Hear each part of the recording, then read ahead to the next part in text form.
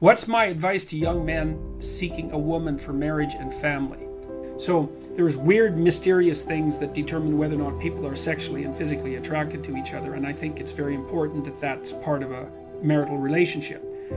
The next most important thing is trust, man. It's like there's no marriage that's successful without trust. You've got to tell each other the truth.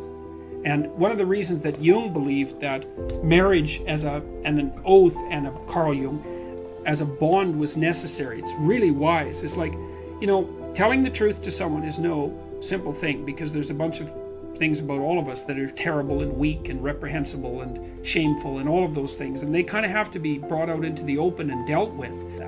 And also, marry someone you think would be a good mother and that has enough sense, generally speaking, to know that she wants children. Now, some women don't want children, and fair enough. And some women perhaps shouldn't have children. Make a damn schedule and stick to it. Okay, so what's the rule with the schedule? It's not a bloody prison. That's the first thing that people do wrong. They say, well, I don't like to follow a schedule. Well, it's like, well, what kind of schedule are you setting up? Well, I have to do this, then I have to do this, then I have to do this, and then I just go play video games, because who wants to do all these things that I have to do? It's like, wrong. Set the damn schedule up so that you have the day you want.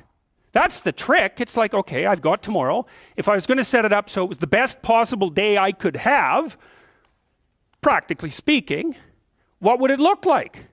Well, then you schedule that. And obviously there's a bit of responsibility that's going to go along with that, because if you have any sense, one of the things that you're going to insist upon is that at the end of the day, you're not in worse shape than you were than at the beginning of the day, right? Because that's a stupid day. If you have a bunch of those in a row, you just dig yourself a hole and then you bury yourself in it. But what you really want to do, as far as I can tell, if you want to maximize your chances for both success and let's say well-being, is you want to find a strata of occupation in which you would have an intelligence that would put you in the upper quartile.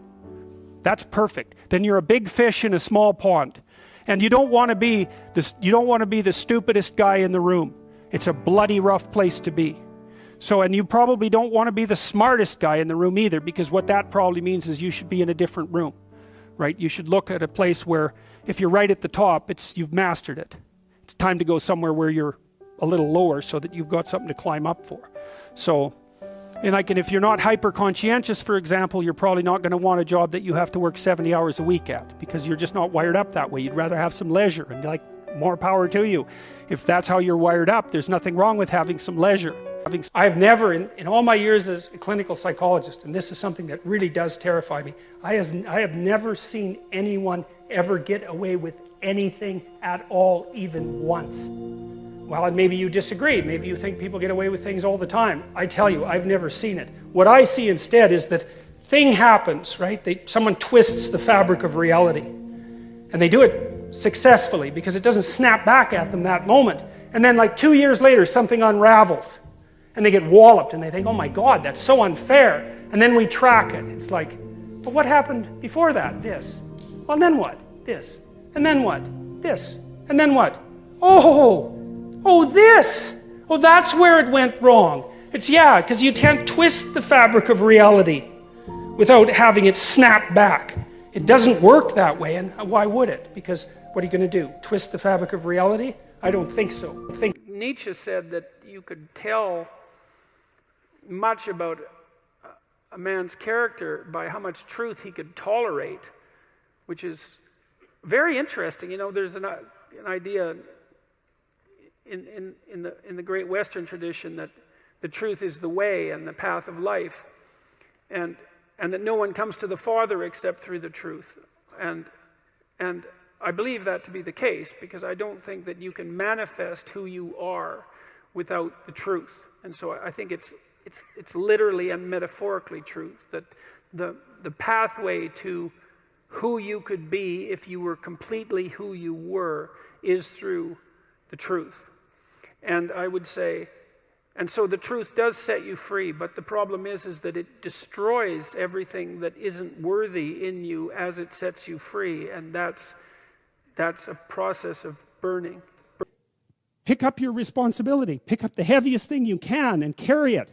And the room goes quiet and everybody's eyes open. And I think it's something, there's something about it that's so crucial because, you know, we've been fed this unending diet of rights and freedoms, and there's something about that, especially, there's something about that that's so pathologically wrong, and people are starving for the antidote, and the antidote is truth and responsibility, right? And it isn't because that's what you should do in some, you know, in some I know better or someone knows better for you what you should do sense. That's the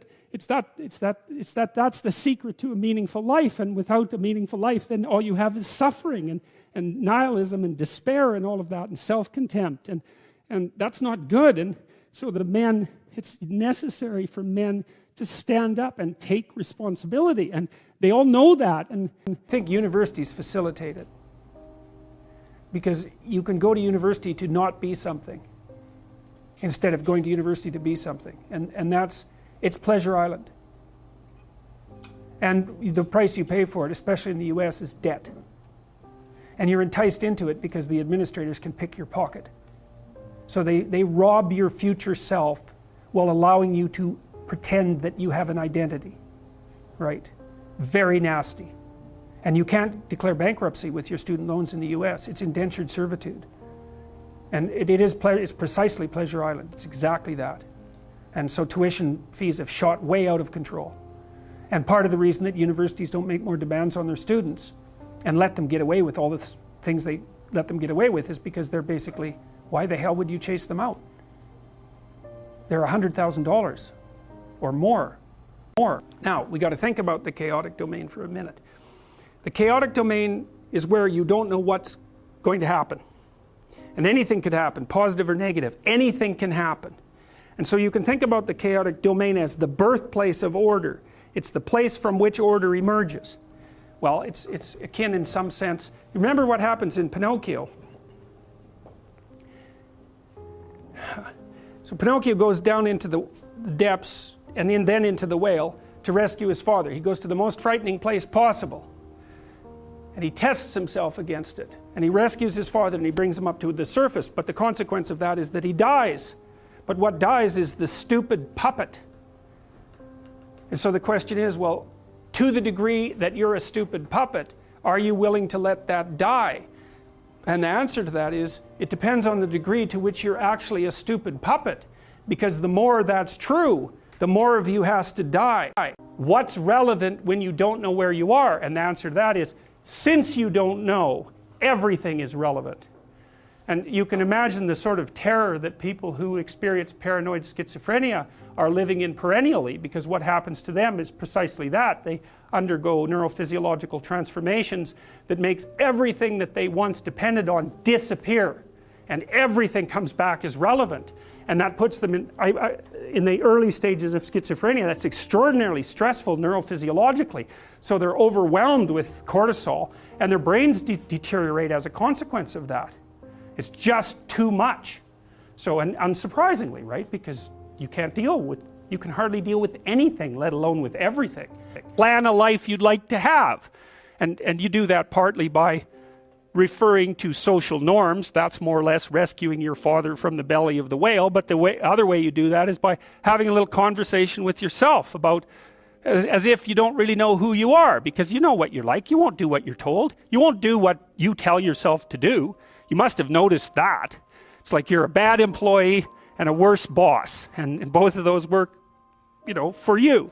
You don't know what you want to do, and then when you tell yourself what to do, you don't do it anyways. You should fire yourself and find someone else to be. But you know, my point is that you have to understand that you're not your own servant, so to speak. You're someone that you have to negotiate with, and you're someone that you want to present the opportunity of having a good life to. And that's hard for people because they don't like themselves very much. So, you know, they're always like cracking the whip and then procrastinating, and cracking the whip and then procrastinating. Plan a life you'd like to have.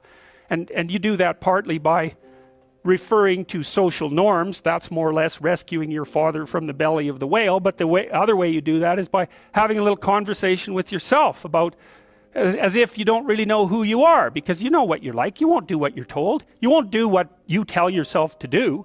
You must have noticed that. It's like you're a bad employee and a worse boss, and both of those work, you know, for you. You don't know what you want to do, and then when you tell yourself what to do, you don't do it anyways. You should fire yourself and find someone else to be.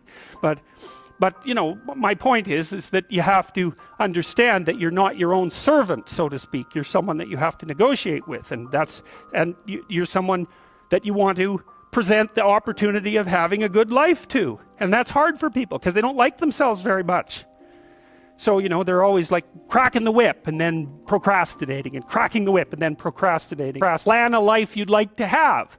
And you do that partly by referring to social norms. That's more or less rescuing your father from the belly of the whale. But the other way you do that is by having a little conversation with yourself about, as if you don't really know who you are, because you know what you're like. You won't do what you're told. You won't do what you tell yourself to do. You must have noticed that. It's like you're a bad employee and a worse boss, and both of those work, you know, for you. You don't know what you want to do, and then when you tell yourself what to do, you don't do it anyways. You should fire yourself and find someone else to be. But you know, my point is that you have to understand that you're not your own servant, so to speak. You're someone that you have to negotiate with, and you're someone that you want to present the opportunity of having a good life to. And that's hard for people because they don't like themselves very much. So, you know, they're always like cracking the whip and then procrastinating, and cracking the whip and then procrastinating. How people respond to you and what they think of you, man, that matters. That's why you're on Facebook all the time and checking your texts and obsessing continually about your online presence, assuming that you're doing that, and, you know, contacting people frantically and seeing what the updates are. It's like, how are you held in the esteem of others? Very, very important, and that's because it determines your emotional regulation. It's really important. So we exist in a society, always. And the society has two elements.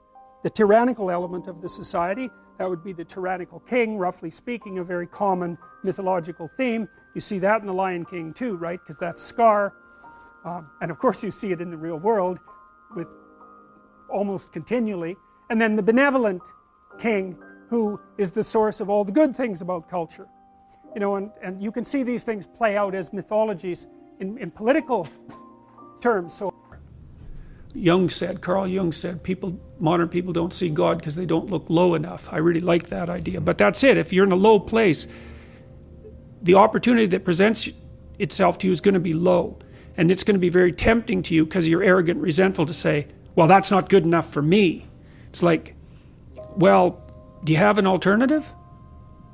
If you don't have an alternative, then an inch up is up, and it's the right trajectory, you know. And so that's humility. It's like you're low. You take what's given to you, and you see if you can make it work. And the thing is, that works way faster than people think. Even because I worked as a dishwasher when I was a kid, you know, for a year or so, and it was really hard to begin with because I didn't know what I was doing, and the German chef, who was kind of a tough guy, just let me flounder around for 2 weeks. If you're going to face a threat, if you face it voluntarily, what happens is your body activates itself for exploration and mastery. But if you face it involuntarily, same size threat, then you revert to prey mode. And you're frozen, and that's way, way, way more stressful. It's way harder on your body, and so it's better to keep your eye open and watch for emergent threats, because you all know, you know, what you're not doing quite right and where your life is likely to unravel. You all have a sense of that, and the best thing to do is to not ignore that, to pay attention to it, to watch it, and to take corrective action early, and then, you know, you stay on top of things, and things... Your little trip to the underworld might be a few minutes long instead of a catastrophe that produces post-traumatic stress disorder and knocks you out for 4 or 5 years, and maybe you never recover. So